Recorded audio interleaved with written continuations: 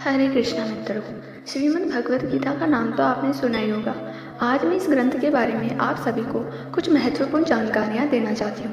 अगर कोई गलती हो तो क्षमा करें। इस ग्रंथ की शुरुआत करने से पूर्व हम सबसे पहले भगवान श्रीमन नारायण की प्रार्थना करेंगे, उसके पश्चात इसकी शुरुआत करेंगे। त्वमेव माता च पिता त्वमेव त्वमेव बन्धुः च सखा त्वमेव त्वमेव विद्या द्रविणं त्वमेव त्वमेव देव सर्वं देवदेव।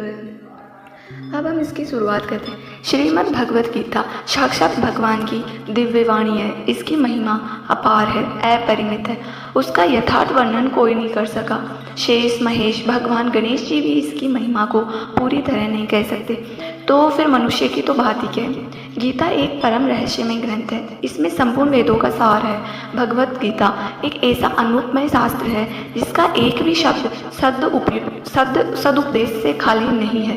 गीता सर्वशास्त्रमयी है। महाभारत में भी कहा है सर्वशास्त्रमयी गीता, परंतु इतना ही कहना पर्याप्त नहीं है, क्योंकि सारे शास्त्रों की उत्पत्ति वेदों से हुई है और वेदों का प्राकट्य भगवान ब्रह्मा जी के मुख से हुआ है और ब्रह्मा जी भगवान श्रीमन नारायण के नाभि कमल से उत्पन्न हुए हैं। किंतु गीता तो स्वयं भगवान के मुखारविंद से निकली है, इसलिए उसे सभी शास्त्रों से बढ़कर कहा जाए तो अत्युक्ति न होगी, क्योंकि स्वयं भगवान ने वेदव्यास जी से कहा है, गीता सुगीता कर्तव्या कि मन्ये शास्त्र संग्रहे या स्वयं पद्मानाभ्यस्ये मुख पद्माद्विनी श्रिता।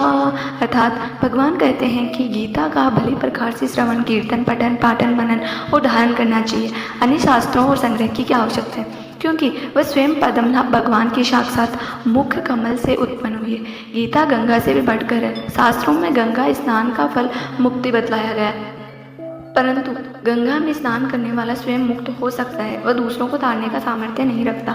किंतु गीता रूपी गंगा में गोते लगाने वाला स्वयं तो मुक्त होता है, वह दूसरों को भी तारने में समर्थ हो जाता है। गीता गायत्री से भी बढ़कर है। गायत्री जब से मनुष्य की मुक्ति होती है, ये बात ठीक है, परंतु गायत्री जब करने वाला भी स्वयं ही मुक्त होता है, परंतु गीता का अभ्यास करने वाला तो तरन तारण बन जाता है। इसी कारण गीता को गंगा व गायत्री से भी बढ़कर बताया गया है। गीता को हम स्वयं भगवान से बढ़कर भी कहें तो अत्युक्ति नहीं होगी, क्योंकि भगवान ने स्वयं कहा है, गीता श्रेयहं तिष्ठामि गीता में चौतम गीता ज्ञान मुपाश्रिते त्रिलोकान पाल्याम्यहम्। अर्थात भगवान कहते हैं कि मैं गीता के आश्रय में रहता हूँ। गीता मेरा श्रेष्ठ घर है, उसका सहारा ले इसके गीता में ही भगवान मुक्त कंटक से ये घोषणा करते हैं कि जो कोई मेरी इस गीता रूपी आज्ञा का पालन करेगा वह निसंदेह मुक्त हो जाएगा। यही नहीं, जो इसका अध्ययन भी करेगा उसके द्वारा मैं ज्ञान यज्ञ से पूजित होऊंगा। भगवान कहते हैं कि जो मनुष्य प्राणी गीता का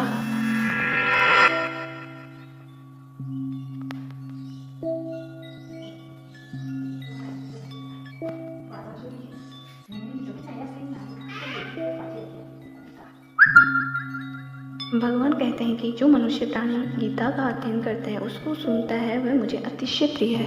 अर्थात भगवान अपने भक्तों के अधीन बन जाते हैं। गीता भगवान का श्वास है, हृदय है और भगवान की वाङ्मय मूर्ति है। जिसके हृदय में, वाणी में, शरीर में तथा समस्त इंद्रियों में गीता रम गई है, वह साक्षात गीता की मूर्ति है। उसके दर्शन भाषण में स्पर्श से भी दूसरे मनुष्य परम पवित्र बन जाते हैं। वास्तव में